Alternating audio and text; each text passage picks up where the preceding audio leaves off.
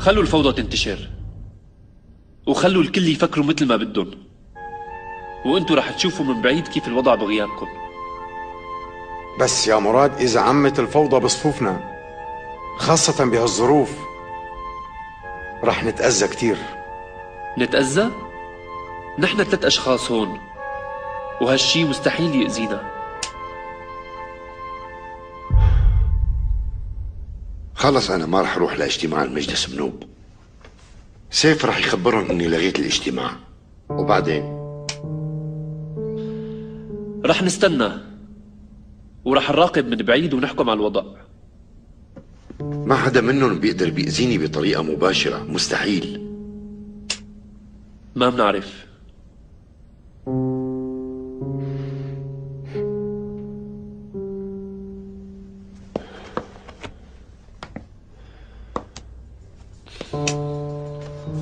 مراد البلور مصفح ضد رصاص، وبدك تمرق من 10 أجهزة تفتيش لحتى تقدر تفوت على المجلس، وأصغر خادم بالمجلس صار له أكثر من 20 سنة عنا.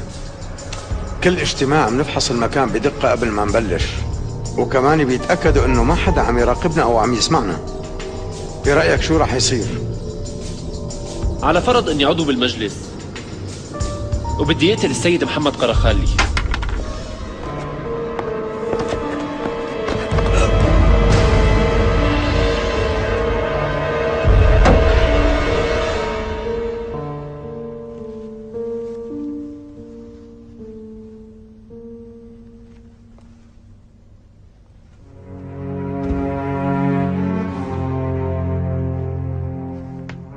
سيف التغى الاجتماع،